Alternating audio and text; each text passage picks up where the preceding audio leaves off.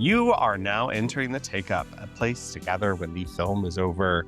I'm your host, Joshua Ray, and I'm here with my co-host. That is the managing editor of thetakeup.com, Andrew Wyatt. Hey, Andrew.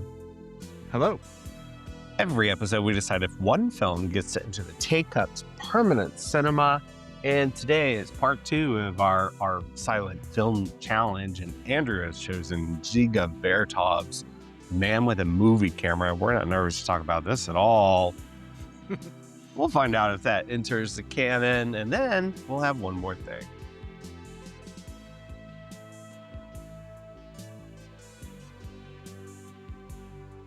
This sounds like the stupidest thing to say ever. Say, does it enter the canon? Does Man with a Movie Camera enter the canon? Can I actually start with my experience? So you're picking this one. Last week I picked The Last Laugh, in which we have to have a conversation about The Last Laugh and Man with a Movie Camera, because like after our conversation in particular and rewatching Man with a Movie Camera, I found there's an interesting dialectic happening here that we can get into or not. I don't know. You're looking at me like, what's he after? No, I love to hear this kind of thing. Okay. Go on, please. But I'll get to that first. I'll get to something else first. I pulled up from my sophomore year of my undergrad. Oh wait, is this a little Josh essay on Man with a Movie Camera? I mean, I'm reading it, and I started later. I started my undergrad when I was 24, 25. Mm-hmm. I grew up like reading film criticism and really used film as like a way to learn about the world and about others' experiences. And so, okay, I almost had this movie right. I almost even had its intentions right. By almost approaching it, I got very far away from it. Can I read it? Is it Yeah, please. No, okay? I really want to hear young Josh interpretation of this film. Okay, so this is from the spring of 2015. So Okay. that's not that long ago. But the time isn't timing. What year is this? 2016? No, this has to be older than that. Anyway, Man with a Movie Camera, Dziga Vertov, 1929. How does one unpack a film that seemingly contains the whole of life and cinema within? Okay. 1 minute goes from birth to life and back again by whipping its camera back into itself and the audience. Dziga Veritov's 67-minute documentary slash essay film slash thesis unfolds as a barrage of images of then modern Soviet Union everyday life. But like how Griffith and his ilk helped shape film as narrative, Veritov establishes film as art. Under the education of Eisenstein under Kuleshov. This is a history of film class, so and You're name dropping a little bit there just to show you know the I gotta material. show my bona fides. And you know what? That's very wrong right there. Anyway, understands that film's particular way of communicating meaning is in the juxtaposition of images and the textures within those individual images. Lightning fast shots show us vagrant littered streets up against messages of beauty and prosperity. But this shouldn't paint the portrait of man as a purely agitprop exercise. That the film is more often than not positioned in its quality as playful as it is as damning. A montage of close-up women. I'm skipping that. Blah blah blah. Cinema lets me see how you see the world. And one of the film's most indelible images is the eye of the cameraman imposed over the camera's eye, its lens. Mann suggests that film has a capability of what Roger Ebert called the great empathy machine, but through its use and manipulation of these images through montage, angle, light, multiple exposures, focus, etc., that it could have more sinister capabilities. Maybe Veritov is also warning us ahead of World War II, a time that would see film documenting evils, but also selling those evil's messages. The medium is a more powerful and tricky tool as a tripod stretches its legs and the camera mounts itself atop and walks away. Not completely unfounded, no, I think it's I, pretty insightful. I appreciate that guy's writing. I think that was really That guy. that That guy's guy I writing. used I to don't be, even, yeah. you know what? I don't even know if I could write that right now. I don't know. I I'm think I'm I'm sympathetic because sometimes I read some of my old writing and I'm like, "Wow, this is really good. I don't think I could do this." I'm yeah. Other times I read it and I'm like, Oh, yeah, let's sometimes I'm appalled, but let's sometimes I'm redo like, this. "Wait Let's a minute, if let's rethink this. 2026 Andrew tried to write this, he would fall flat on his face." But Andrew, I have to No, say that this film blew my mind in a way that I will disagree with myself in several ways as we're talking about it mhm, today. But I was assigned it, and its reputation was known to me, but like we were talking about, it's kind of daunting to approach this mhm, for the it's kind of the least daunting watch ever. It's such a playful, joyful, like, expression of the possibilities of cinema. mhm. Um, but there's still, like, a lot of tricky things happening in this. I watched it I watched it twice, not to just write that, but because I was so excited by it, and I haven't seen it since until I watched it last night.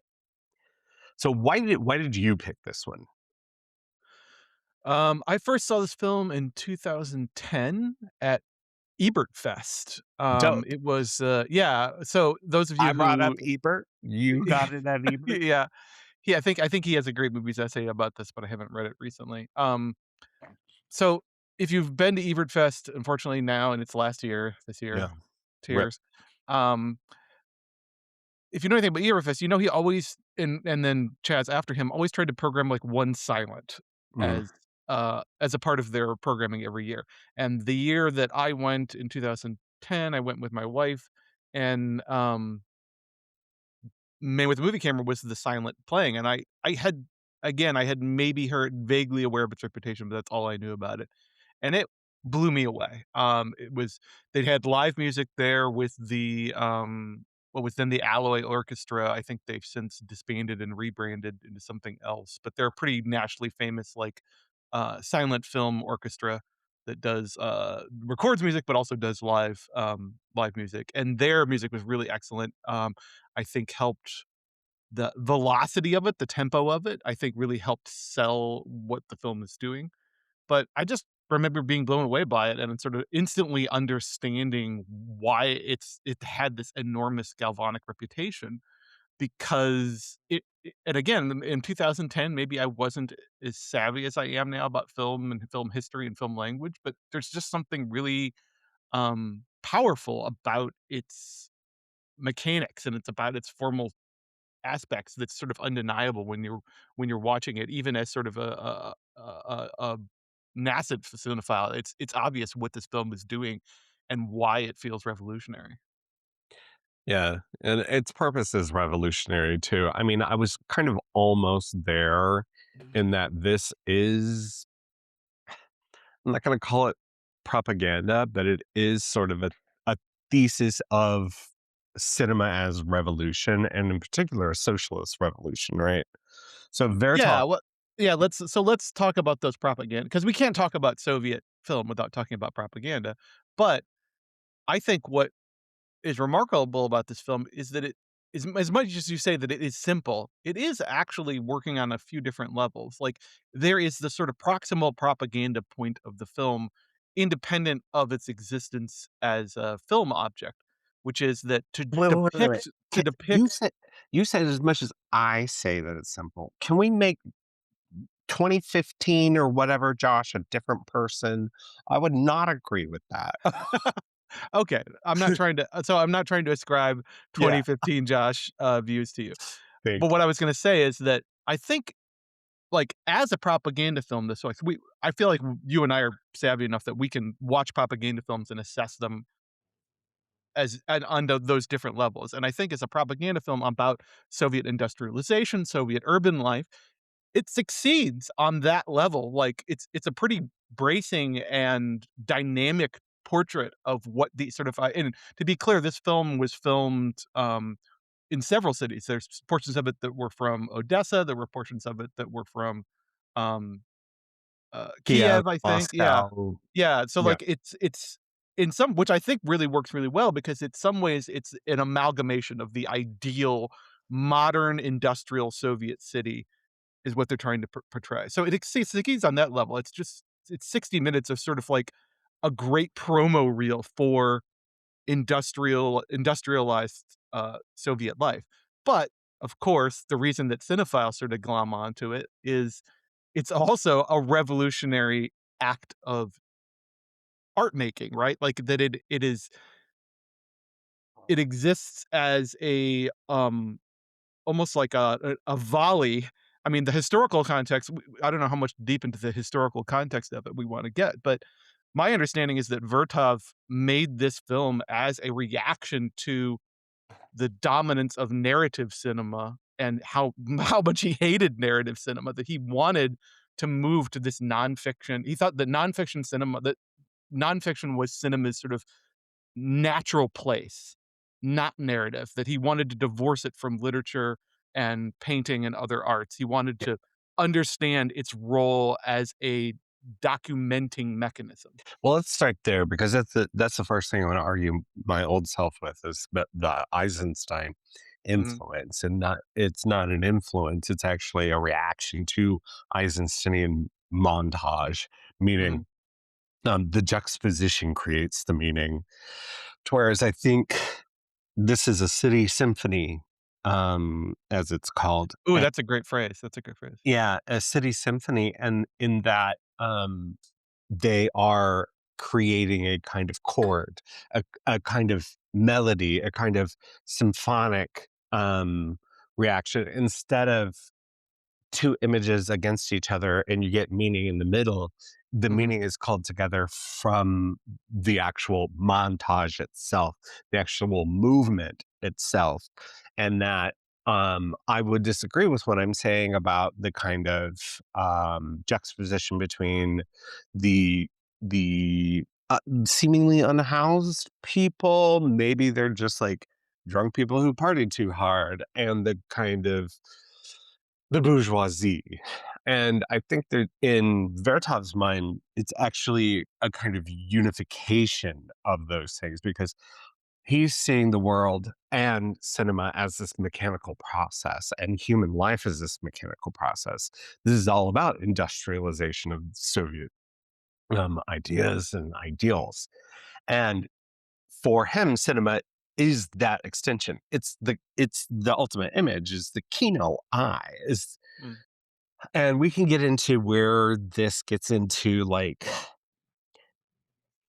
really kind of terrible ideas about the perfect man and becoming dangerously close to eugenics and Nazism. And but I want to make sure that I'm saying that absolutely not. Those things are siloed into very different ideas in that he sees a kind of beauty in the progression and that there is a relation to the human experience and the industrialization. Mhm. And so this film is just this kind of rapturous machine, but also rapturous human machine. Yeah, I I think I so. have Like, both it's my fists up, like, in the air as I say you know, that. hey, it's only 2 days past May Day. Yeah, That's you're right, acceptable. you're right. Yeah, I think that it's a really tricky thing because I think from the vantage point of 2026, we're always independent of, like, the geopolitics of the nationalism. I think we're always, trained at this point to be a little bit skeptical about somebody singing the glories of modern industrial civilization because we've had 100 years since then of the repercussions and the sort of rings radiating out from those things, and it's demanded that we question that progress. So this is a very much a pro progress, pro industrialization, pro futurist, pro progressivist film, Yeah, and it's a we're utopian naturally film too. yeah, despite the fact that there are people sleeping on the streets, it is a utopian film. Mm. I wonder about some of those people if they're just, s they're people who got up at 4 a.m. and are waiting for the day to start, so they're actually just catching a cat nap in like, some of those guys are clearly working, they're waiting for their day to start. They're not unhoused and unemployed, they're just like, "Oh, I might as well catch some Z's in my horse carriage while I'm waiting Yeah, for but the morning to start." someone's got the ass ripped out of their pants and their Yeah, there are butt fully clearly out. some unhoused people in there, but, um I guess where I was going with this was that we're naturally inclined, I think, from our current vantage point, to view that utopianism with a little bit of skepticism. But um, I do think there's something there, right, about how it becomes a sort of necessary and proper. Like, you can't make a movie. The technology to make this film did not exist until the Industrial Revolution and its associated technologies made that possible. So, in some ways, this film couldn't exist in any other context. It has to exist in this sort of early 20th century industrializing Soviet context, and because that's what made filmmaking possible Mm, was all these other technologies coming together. yeah, and I mean, it is I using the word propaganda is so I think a little too big for what how the origins of it. I mean, this is not like necessarily government funded thing, even though, the industry was in the area was kind of government run at the time. But um, these are coming from personal ideals of his group, of the filmmakers behind it. Well, to be clear, we should state that the historical context was that this was made by a film studio, Ukrainian film studio that at the time had a complete state monopoly on film production inside the Ukraine. So it is propaganda in the sense that it's a state film created by a state studio monopoly. Like, um, irrespective of content, by definition, it's a state it's a state film. sure, definitionally a state film, but where they're coming from it, are these ideas of revolution and the ideas of this man. I totally lost it. Cut the shit out of this. Well, let's, I realize we've talked for 20 minutes here and we haven't talked about what the content of this for those people who haven't Well, seen it. yeah. Do we need to describe I'll what this describe film is? what it is. I mean, so it's also a film that kind of starts eating itself in really interesting ways. And Yeah. I think it would be hard for us to describe exactly what the experience is because, I remember taking one class and some professor was like, the thing about film is that, in 1 second, there are really 1,000 thoughts you could have. And Mhm, so even bad films are lighting up your brains in different ways because there's a, a culmination of all the arts, the seventh art and all that stuff. mhm, And this one in particular moves at such a clip mhm, that I think although its intentions are pretty clear, and we have like a recorded actual like manifesto from Vertov and his group, mhm. and not only kind of vanquishing and damning Eisensteinian montage as like literary devices and saying literary devices have no place in the place of cinema. And you know what? I've kind of said that all along. Uh, I think that's really intriguing to me because, like, I don't buy that explanation entirely, but yeah, I love that the energy of his, like, anger yeah. and Well, of his self-righteousness animates this film in a spectacular way. So I'm glad he had that sentiment. I don't necessarily agree with it a 100%, but any I'm glad for it. manifesto by its nature is not going to allow two things to Mm, exist, I think. no, right, yeah. But so I don't know that I saw this film. So there's a few different versions of it, and Mhm, the French are really the Cahiers de Cinema guys are the ones who rediscover it really in the last years of Vertov's life in the early 50s. And and of course, Jean-Luc Godard and Jean-Pierre Gouin have Of this. course they loved it. Of, Of course of course they Godard loved did, it. and ended up naming their film group after Godard went through his, well, started his real Marxist filmmaking phase with Goran and their group. They called it the Ziga Veritas group. Okay, like see, I can't even explain what the film is without going down so many different avenues. The film Well, is a film let's in explain it six from, like parts. yeah, let's explain it like Sesame Street, right? What are Okay, we seeing to here? me, We're seeing explain a it to me day like in Sesame Street. Thank you. yeah, we're seeing a day in the life in an sort of abstract modern Soviet city, and that's it. Where there's an element of, chronology to it, like the beginning of the film begins with the city waking up, people Mhm. preparing themselves for the day, this machinery starting, and we um, go through a sort of abstracted day in the life, and it includes work, but it also includes play and leisure.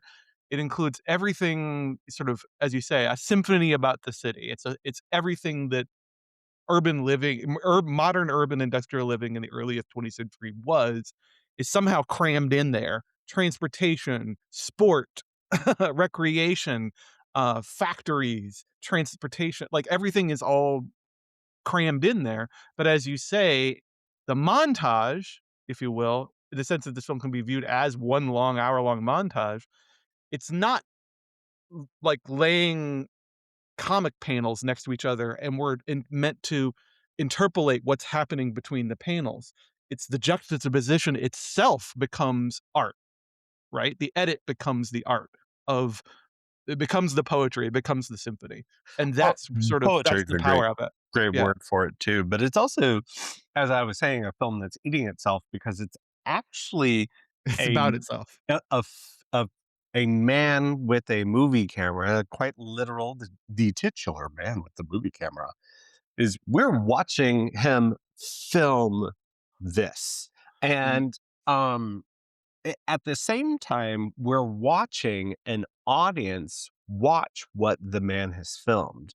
So, And an editor working on editing the film that and we're an watching. editor. So to get back to the kind of symphonic nature of it, instead of thinking it not as horizontal filmmaking, but maybe more vertical filmmaking, and Ooh, that that's a good phrase, yeah. yeah, that time is sort of it is not linear, but more vertically, in that smashing all of it into the idea of it being machine like itself, Mhm. and the output of it being less narrative and being more uh a kind of modernist painting, like kind of abstract painting. Right. Norman Rockwell painting himself, painting a self-portrait, you know? Sure. That's what I think of. Yeah, But I but think I don't but know about Norman there's Rockwell. a slightly different film that doesn't have those meta aspects to it, that's a more straightforward documentary of Soviet urban life without those pieces sprinkled in, that I think is still a great film, but it maybe isn't electrifying to cinephiles the minute you add a guy looking through the lens at himself on the screen and we're looking at his eye, like that just electrifies cinephiles, right? Like, Yeah, just and by its nature.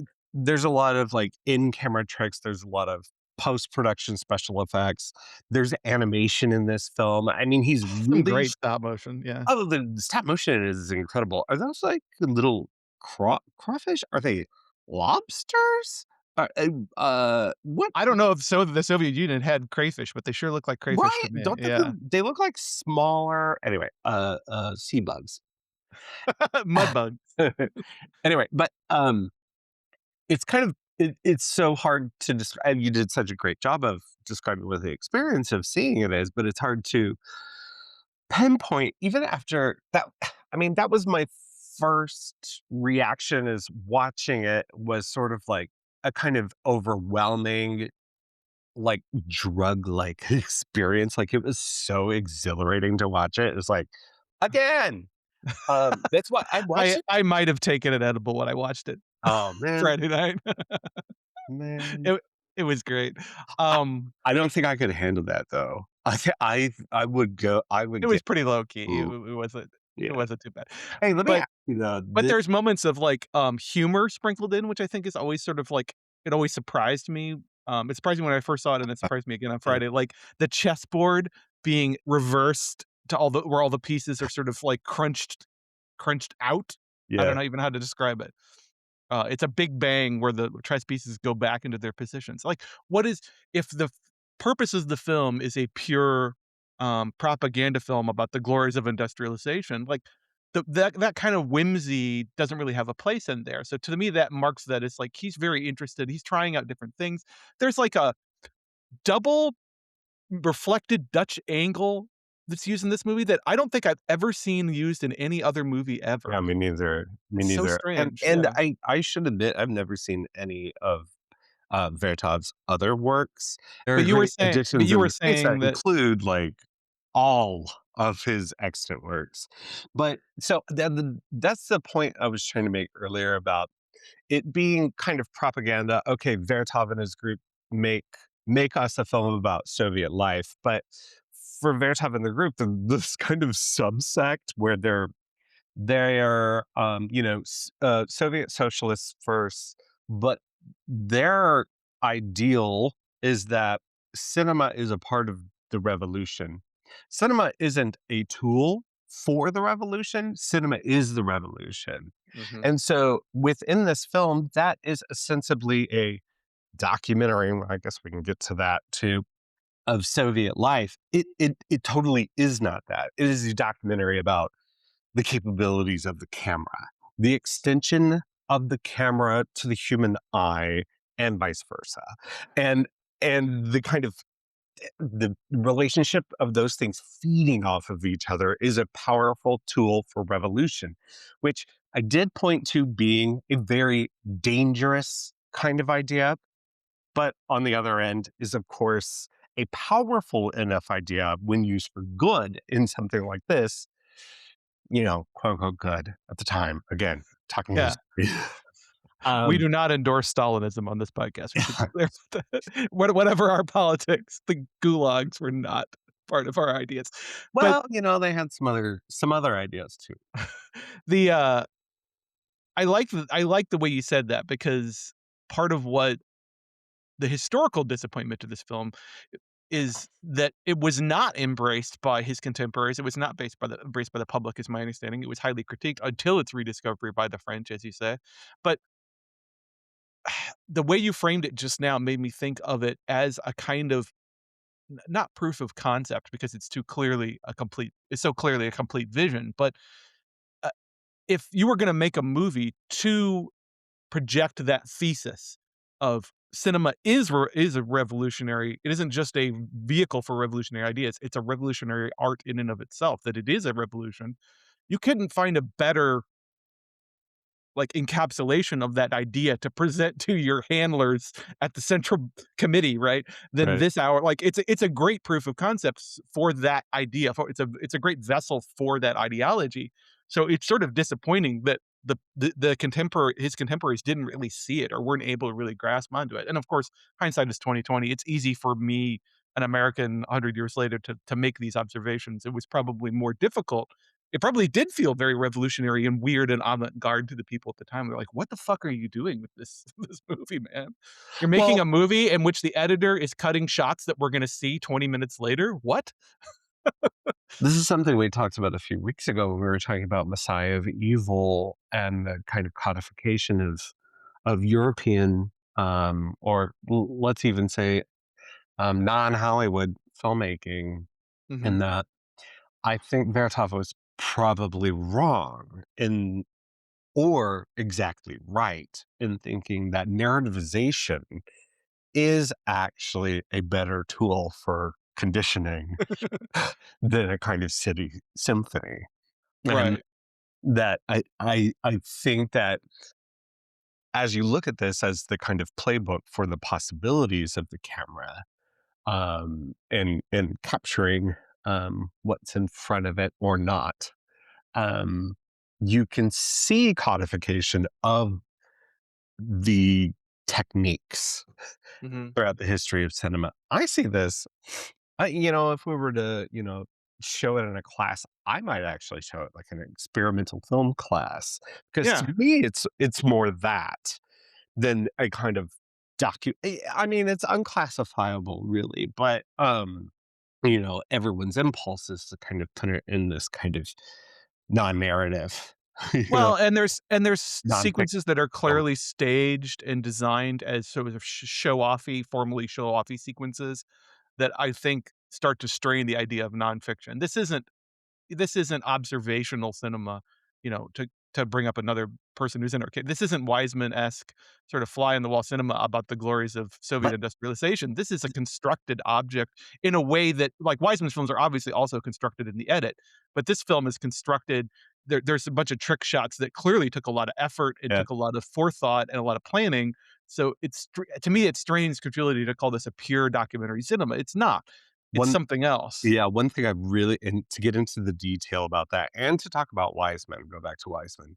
Mhm, Talking about the shots of children's faces, you see them laughing and having a good time early in the film, mhm. then you see them on the editing bed where the editor is forming a film, scratching the film, Yeah. working with pieces of film.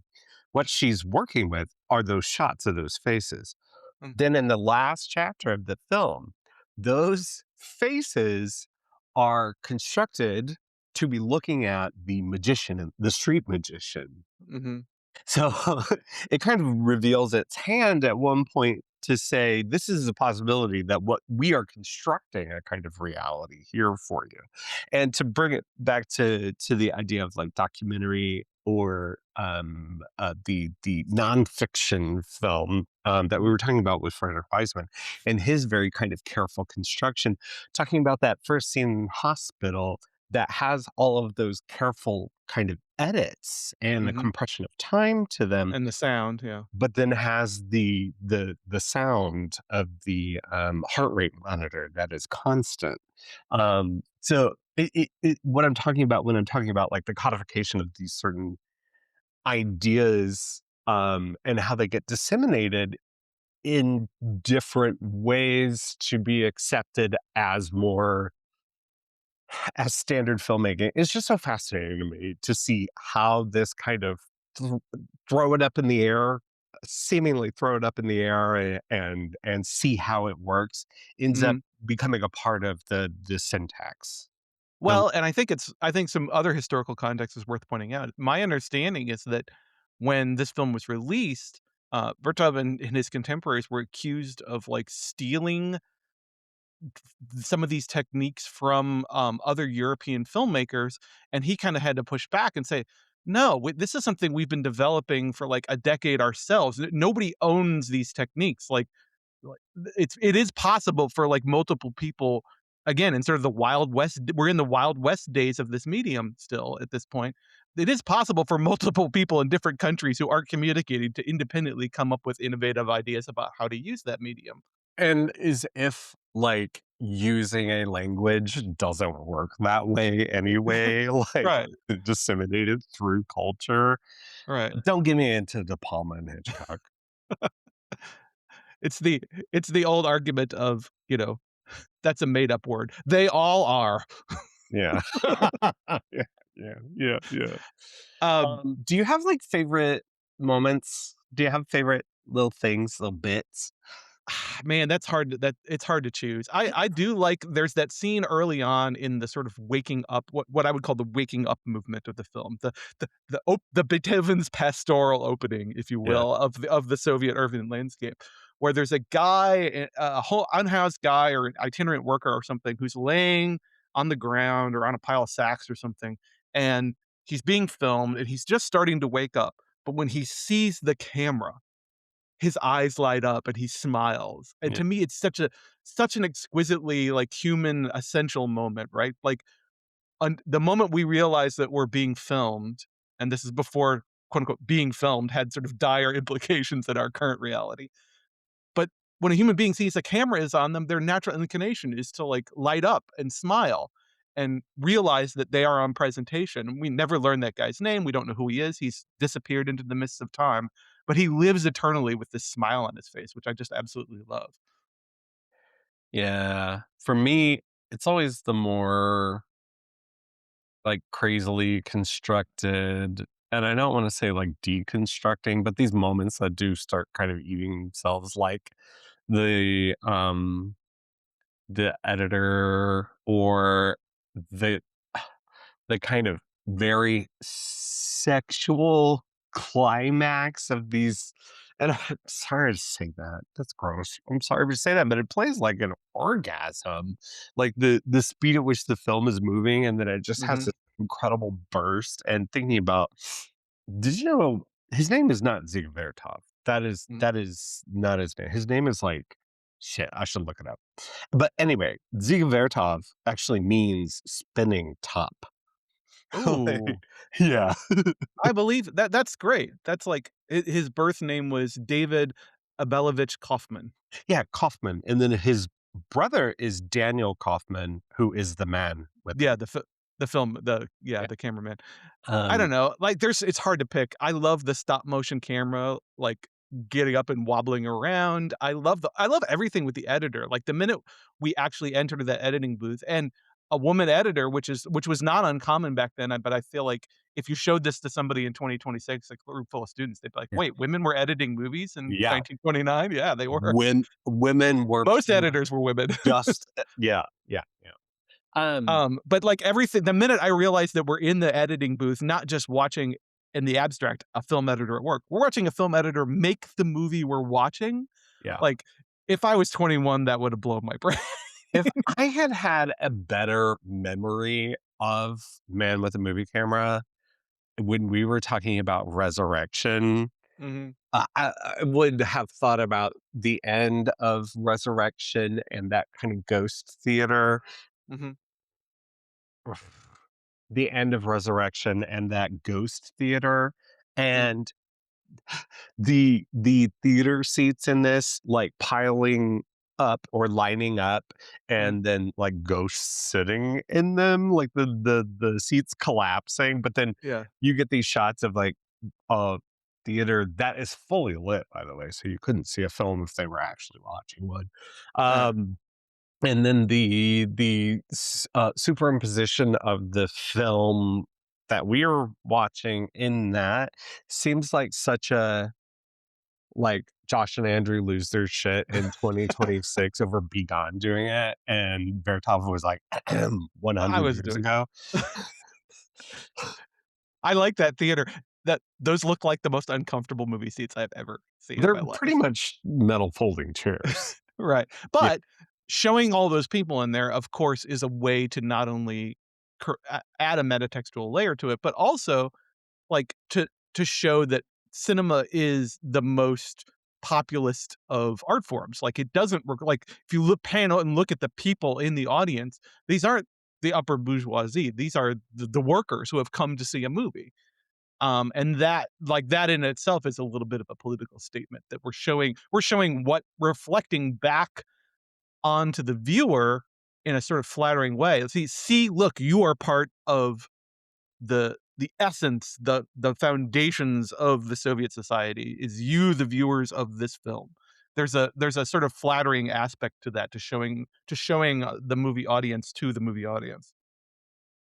So, speaking of which, Mhm. I thought about The Last Laugh watching this, not only because if you Google, like, silent films without intercards, intertitles, you're getting these 2 films. Um, but the effects of them are somewhat similar in that there's, like, such of kind of expressionism in its purest definition of it being, like, shapes and figures expressing emotion, are both clearly have roots in, or both of those films clearly have roots in expressionism, but the idea of labor and work in them being so different, in that I think Murnau is, like, so critical of the idea of, you know, investing one's whole self into labor and the eventual kind of what the system will actually do with that, Mhm. and the fantasy of a kind of idealistic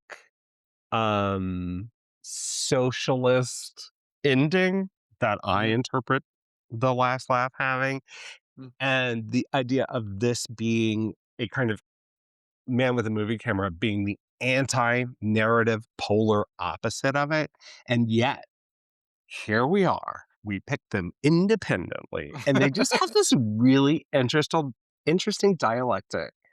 And I don't know.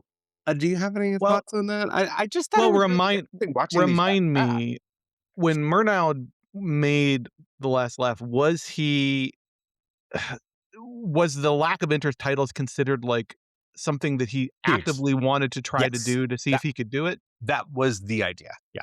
Okay. Yes. So, like, from what I understand, and my version of this film that I have has the kind of, like, mini manifesto at the beginning, Yeah, at the where beginning. it's clear where it's very clear that, Vertov is trying to has an aversion to intertitles as somehow cluttering up his beautiful art form with these, like, holdovers from literature, that it shouldn't be cluttering things up. So, I feel like his stance maybe comes off as more, motivated or even angry that, like, fuck you and your intertitles. I don't need intertitles to make a good movie." Whereas Murnau Murnau more will is like, "Ooh, challenge. yeah, could I do this?" Like, you know, uh, Linklater trying to make, like, Boyhood in 12 Years. "Can I do this?" Sure, but I mean, Rather than a more ideologically motivated, "Intertitles suck and we shouldn't use them," kinda thing. yeah, but Murnau is such a visualist, and Mhm, I think that certainly it's born out of that kind of frustration too. I don't mhm, their intentions to the wind, whatever, but either way, they're both known for being silent films without, and they both do use language in interesting ways in that they both have an authorial voice in them that interrupts you and kind of tells you how to watch it.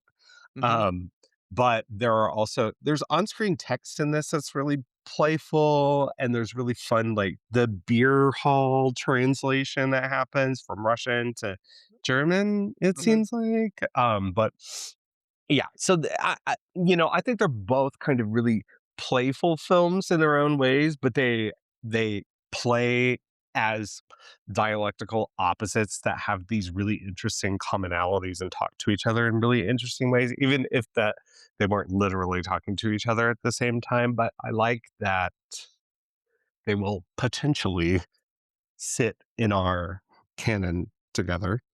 Yeah, it's interesting that they both sort of come out of these national cinemas that were on the cusp of maybe, and those countries that produced them were on the cusp of maybe going down dark paths in both instances. Like, Yeah. 29 with Man with a Moon Camera, 29 is sort of the beginning of, like, the deculturalization and the collectivism push when Stalin became paranoid that any farmer with anything more than absolute poverty was considered like a bougie threat to his entire edifice, like, and started to crack down on them over the next few years. Like, right as this film was made, that's when that process was started. And then, of course, you know, Weimar era Germany, we know what followed that. Yeah. So, like, there's something interesting about this artwork coming out of a place right at the beginning as both nation states are descending into some really dark shit, which is sort of fascinating in a morbid sort of way, I guess.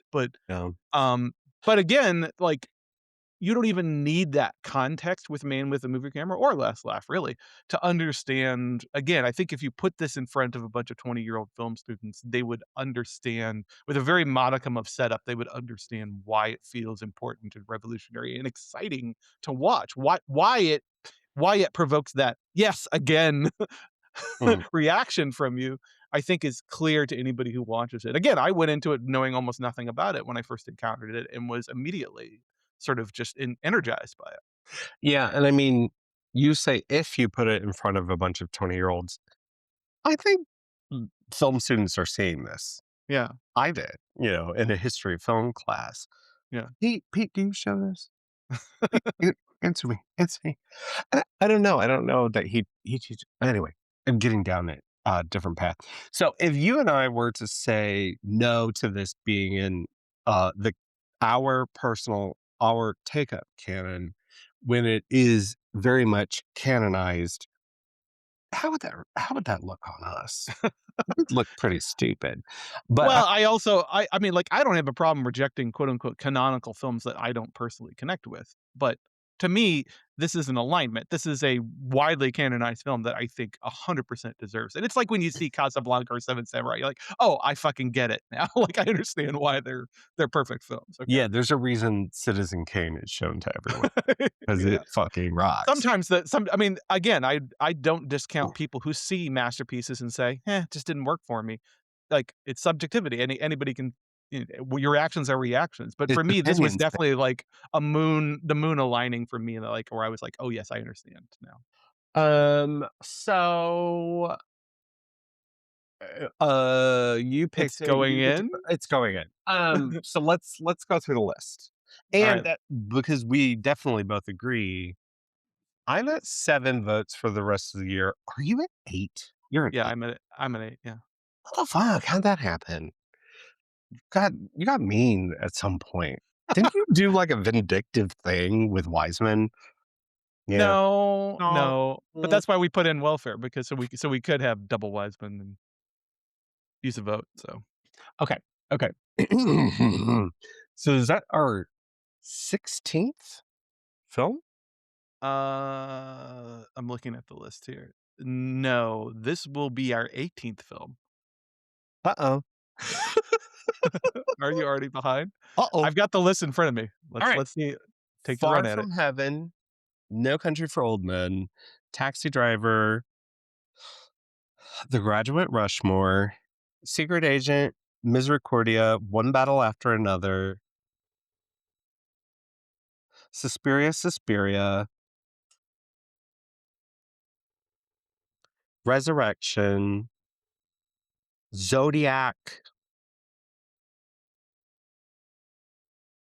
After Sun, Welfare, Hospital, Messiah of Evil, The Last Laugh, Man with the Movie Camera. Yes. Excellent. Dude. How are you doing this, man? I don't you need like a There mnemonic device or it's something. there is well, they're chunked out if you couldn't tell. There are some that are You always reverse and go back to One Battle. Like, One Battle was our 4th film, but you always, like, do you forget know that and then why? reverse to it, There's yeah. a 2025 triplet. Oh, okay, they're all together. That's Wait, did true, I say yeah. Secret Agent? Yes, you did. Okay, good. Alright. I love it. Alright. I love Well, it. When we hit 20, we'll have to have, like, something special, yeah. I I would love to tell people that this is streaming for free on Tubi. The absolute hellish nightmare of watching Man with a Movie Camera interrupted by ads. I watched it on Amazon, Prime Video, which has a nice Michael Nyman score on it. Again, not as great as a live orchestra, obviously, but it's a pretty good That score. Alloy score that you were talking about is Mm. available on a DVD somewhere. Oh, I okay. came across it, so you might wanna seek that out too. Highly recommended, yeah. Or you can have the file I found that Yeah. has, like, 8 tracks on it. Anyway, yeah, I'm getting rid of all my DVDs. I had this on Blu-ray, a Masters of Cinema Blu-ray, but, you're making decisions and There's a lot of versions out there since it's in the public domain, yep. so. Alright. Then we've got one more thing.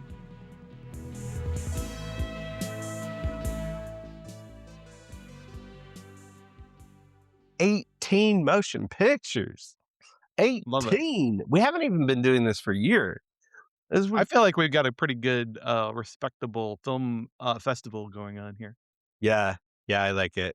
Do we have a list on Letterboxd? Yes, we do. On Okay, the I'm on not our looking at official Take Up Letterbox site, I maintain a list that's just called Permanent Cinema. cool. So you guys can reference that. I'm gonna go first. Mhm. My one more thing.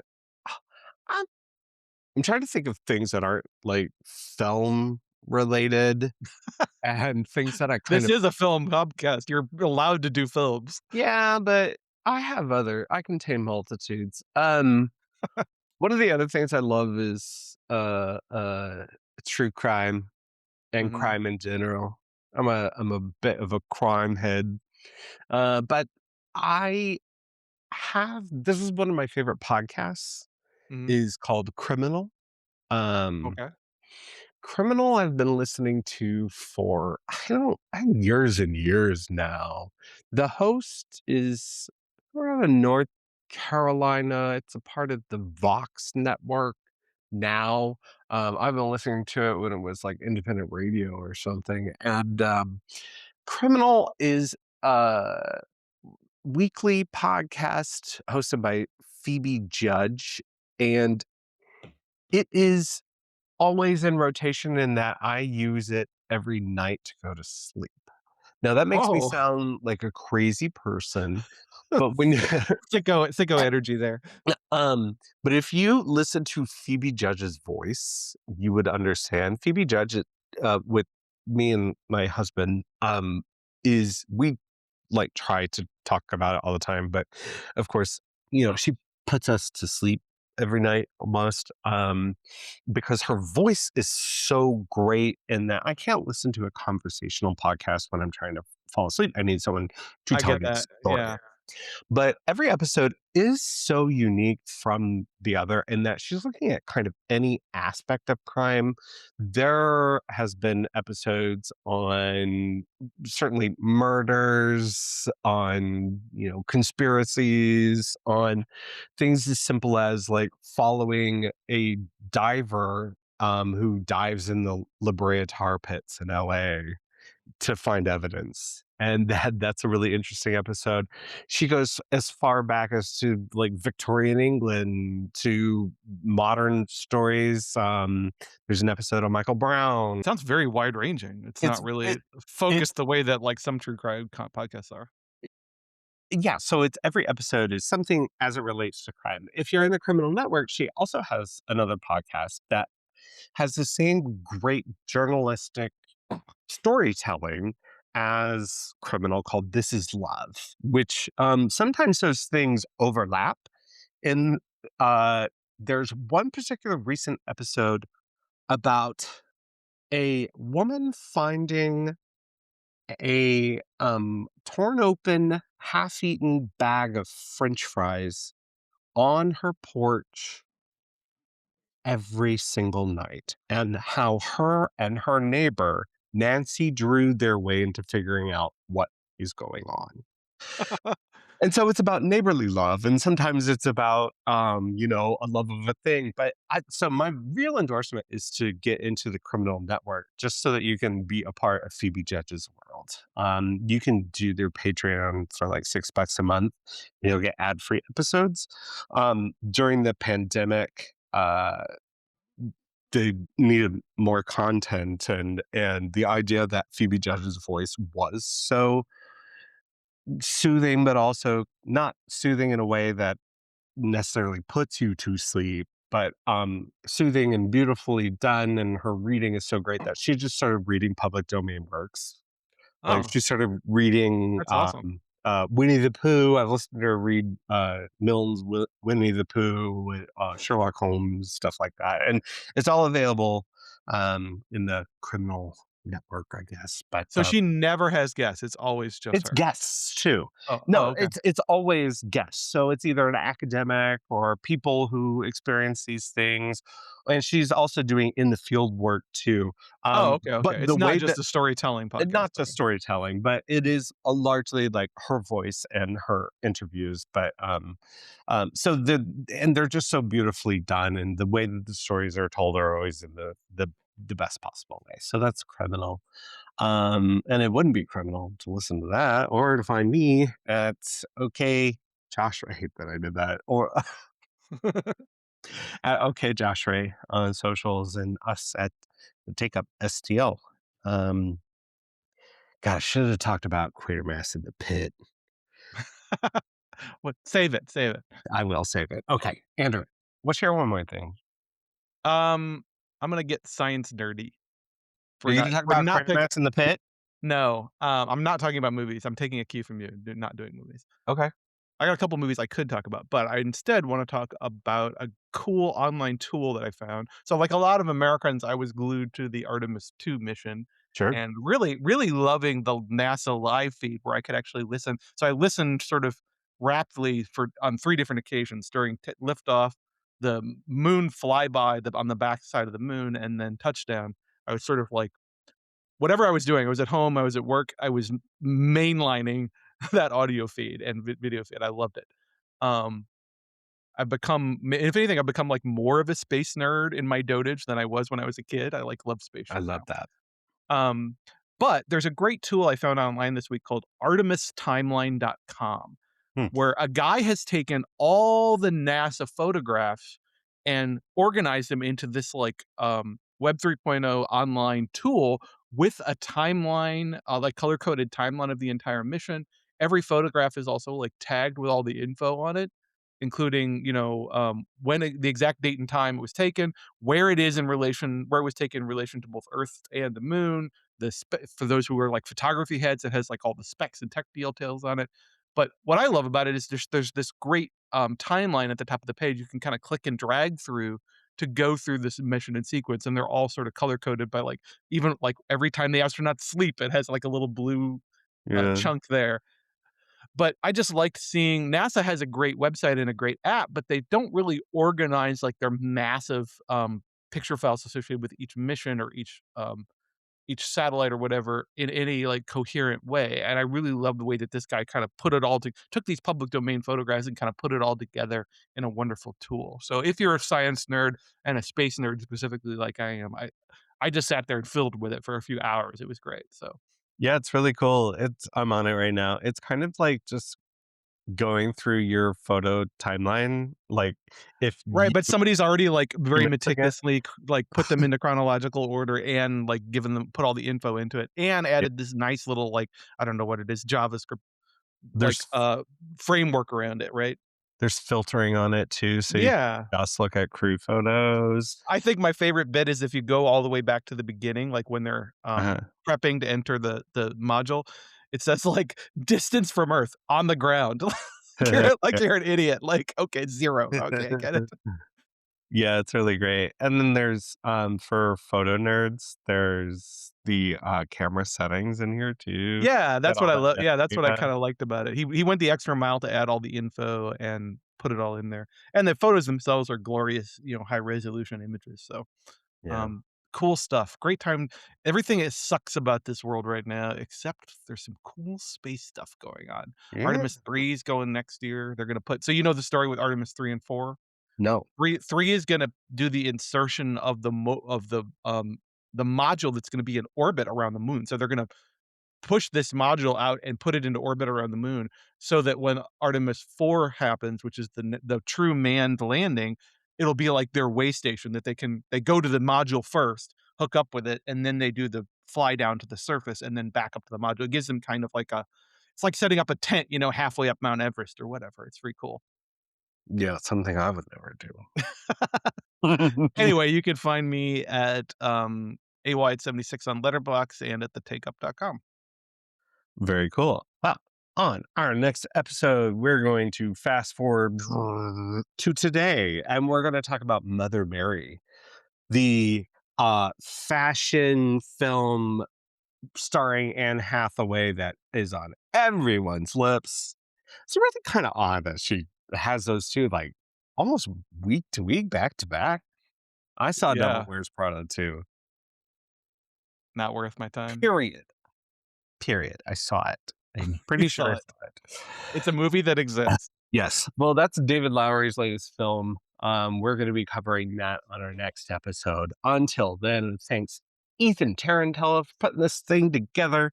Kayla McCullough for being Kayla McCullough. And then our theme music by AMP.